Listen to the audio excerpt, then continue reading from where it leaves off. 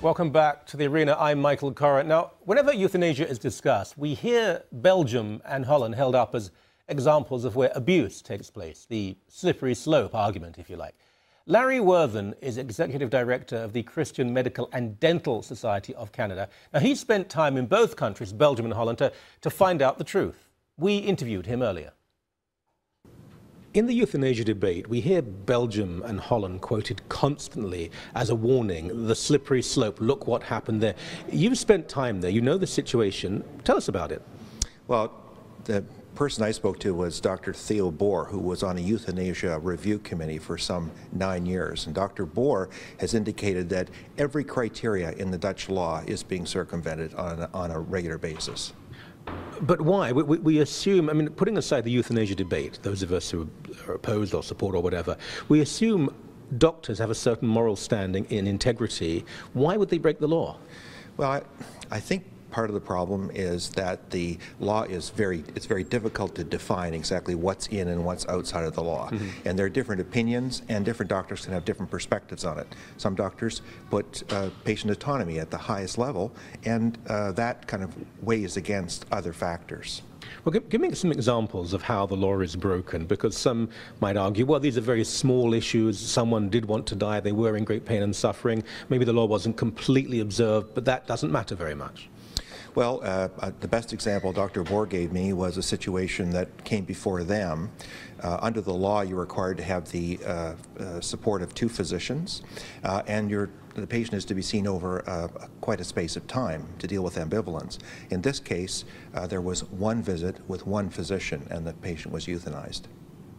The family allowed that? Well, it's difficult. It's difficult to know exactly what the reaction of the family is. There sometimes can be families who are very supportive. I understand that in Dutch society the euthanasia law is very well supported, and there are movements afoot to expand it even further. There was a proposal by the NVVE, the Dutch Euthanasia Society, to expand it to any person over the age of 70 who was tired of living. The proposal was that not only could a doctor provide euthanasia, but people could help other people, not necessarily doctors, euthanize themselves. The problem here, of course, is that especially as a person gets older, maybe their partner has died, they're alone, they know that they're using up money in a home that could go to their children, and so emotionally, psychologically, they feel maybe it's best to end life. Instead of helping them, giving them community and support, we say yes to those wishes, which aren't really, they're not based on genuine thought, but on the emotion of the moment. I think that's right. You know, even in Oregon, one of the main reasons that people commit euthanasia or physician-assisted suicide is because they're concerned about being a burden on their families. And the concern is that when patients already have that sense of guilt, that there is an implicit coercion. And especially when a society decides that this can be legal, it's like we're normalizing suicide. So in a sense, it has the effect on the patient of them asking themselves, well, why not? Why should I continue living? Now, we've heard stories of, for example, euthanasia advocates in the Netherlands and Belgium who would say a teenager who was depressed and said, I wanted to die, should be allowed. We've heard other stories of people who had no intention of being victims of euthanasia, who went into hospital, and there was a misunderstanding, and again, they were killed. Are these apocryphal? Is this propaganda? No.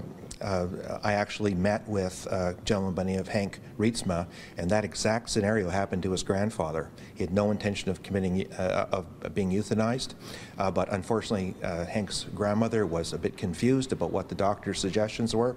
By the time the family could get to Henk's grandfather, he had already died. What happens in such cases? Are people prosecuted? There have been no prosecutions in any of the jurisdictions. The reason for this is that in the Netherlands, they told us that it was because generally the public felt that a public complaint by the euthanasia committee would be sufficient to act as a deterrent. In Belgium, a 2/3 majority is required of the euthanasia commission, and it's populated by people who are pro-euthanasia. So in order to get a 2/3 majority for a prosecution, it would have to be a very extremely bad case, and it's just never happened.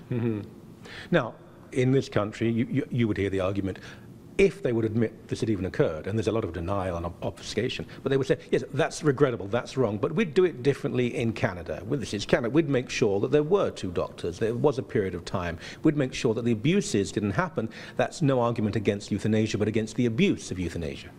Well, I'm afraid, Michael, that in every jurisdiction, the controls are more to protect the physicians than they are to protect the patients. It's all after the fact. People are sending in reports after the euthanasia or physician-assisted suicide is done.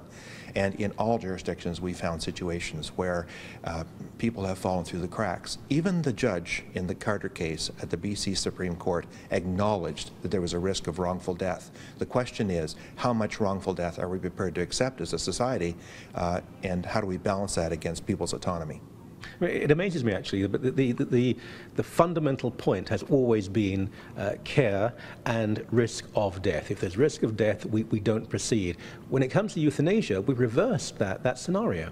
I don't know what's going on in the mindset of our people. I mean, if you look at Holland, for instance, they've had an annual increase of more than 15% per year in the number of people being euthanized. And the expectation is it's going to be about 6,000 people this year in the Netherlands. I mean, if it was... Population of what, 17 million or so? Yes, that's right. And so that's about, you know, if any other illness was causing that level of death, it would be a national calamity. Mm-hmm. So why is it that we're courting this type of risk when it can be so dangerous to our vulnerable people in the population? Last question. What is the response of those who oppose euthanasia to people who say, I believe all of that, we must be very careful, maybe euthanasia is not the answer, but they still see people dying and suffering, and it's obviously wrong? How do we respond to that? How do we put matters right? If we can put matters right, I think the call for euthanasia would cease to exist. I think you're exactly right, but it's going to cost money, and that's the problem. We have between 15 to 30% of the people of Canada have access to proper palliative care. Palliative care specialists tell us there's no reason for anyone to be experiencing pain, suffering pain at end of life. And so if government would provide that level of service across the country, I think a lot of the demand for euthanasia and physician-assisted suicide would evaporate. A good point on which to end. Thank you very much indeed.